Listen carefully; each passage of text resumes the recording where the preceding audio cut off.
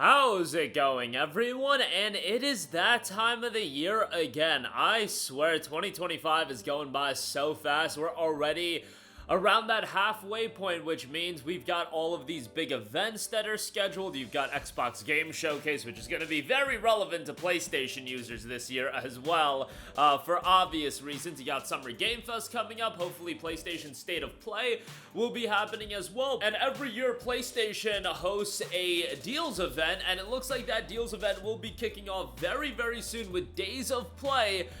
That'll be kicking off on May the 28th, and it'll be lasting all the way until June 11th. Now, I want to break down some of the deals, my expectations as far as what you can expect, and this is going to be pretty interesting. Look, I know you're down on PlayStation Plus, but it looks like PlayStation Plus is going to get a discount as well, but there's some things we have to assess as far as what these discounts are going to be. Now, we know some of the discounts already, but keep in mind that we are going to have a major PlayStation Store sale as well.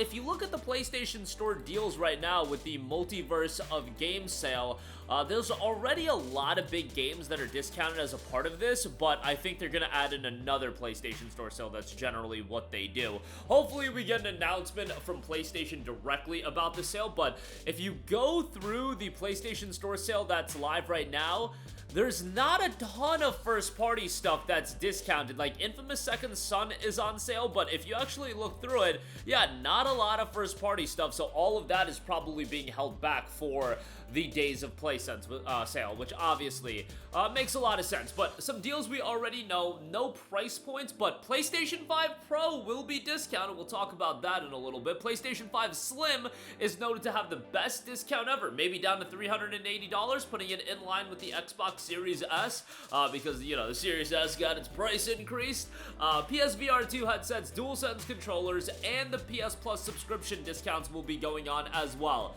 PlayStation Plus is going to be something a lot of people look at. It is going to be interesting how they handle those deals. Is it going to be deals on PlayStation Plus Essential, or is it a case of a deal only on PS Plus Extra and Premium?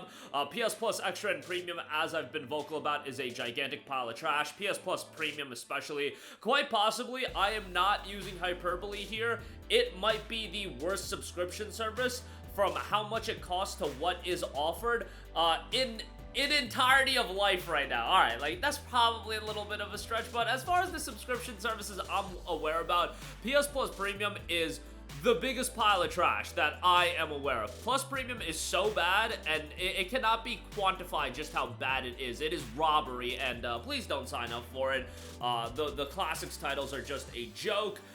Game trials. Whoa, dude, we got game trials. You can play Hogwarts Legacy for 45 minutes, but we're not going to give you actual good Classics titles. We're also going to take away all the VR games. How dare you be one of the ones that are invested the most in a PlayStation?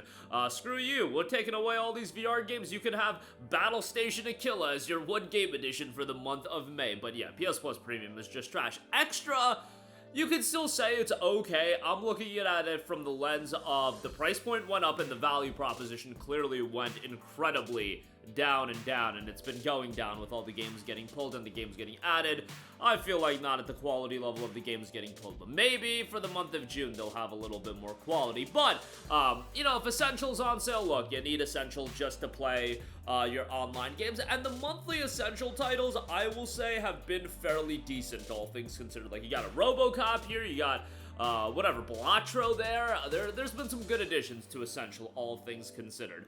PlayStation 5 Pro, think it's a great time to discount PS5 Pro, given that you've got Death Stranding 2 coming out later in June. I think that's a marquee game that is really going to showcase what the PlayStation 5 Pro can do. Also, people are going to get excited for Ghosts of Yotei. That is just 4 months away, so you've got Death Stranding 2 coming out, and you've got Ghosts of Yotei coming out in October, and you've got other games coming out in the fall, you know, that are gonna be PS5 Pro enhanced, but you know Yotei and Death Stranding 2 are gonna be games that really utilize the PlayStation 5 Pro. I would imagine it's going to be $650. Would be shocked if it's down to $600, but $650. I still think just on the base that it's being at a discount, and now that you have big games coming out that are going to utilize the power of the Pro and really showcase that console, I think a lot of people are just going to end up buying the console on the basis of, hey, Death Stranding 2 is coming out, I want to play the game the best way possible, Ghost Ghost of Yotei is coming out. Oh yeah, and a little game called GTA 6 is going to be out. Still a ways away. It'll come out May of next year, and how we'll be talking about Days of Play 2026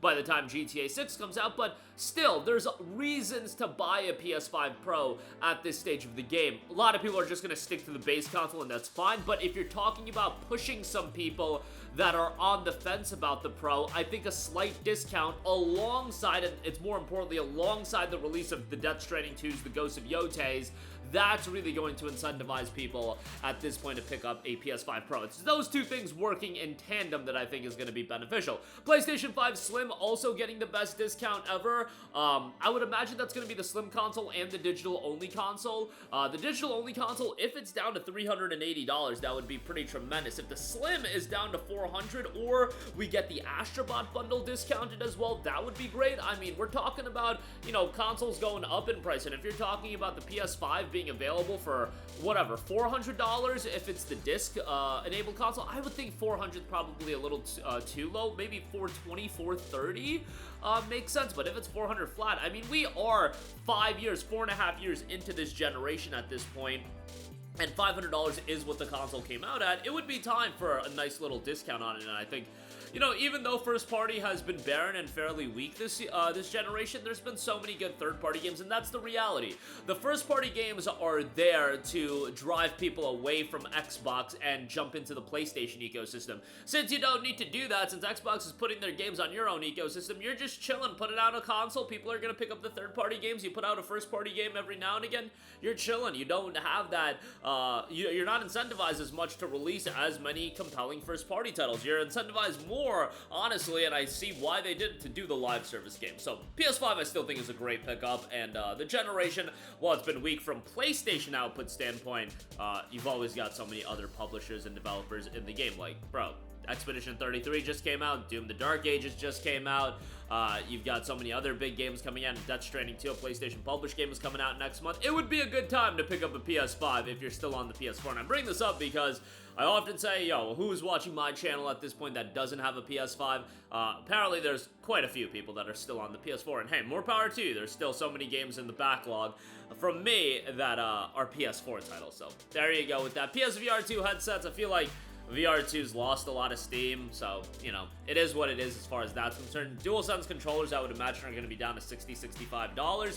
And then PS Plus subscriptions, I feel like the discounts on those are getting weaker and weaker every time out, and they incentivize people to sign up to Plus Extra and Premium so they can get more money out of you every year, while also not retaining the same value proposition on that. But if Plus Essential is on sale, that's just something a lot of people need, so that'll be something I think people gravitate towards. Remember that there's going to be PlayStation Store deals, and honestly, the PS5 Pro, as much as people memed on it at launch, given the lay of the land right now, $700 for the performance that it pushes, and if it is $650 on top of that, a 2TB NVMe, and you're looking to play games like Death Stranding 2, Ghost of Yotei, and you want to get more out of those games, obviously there are already games that exist like Final Fantasy VII Rebirth. That is one of those games that is tremendous on the PS5 Pro.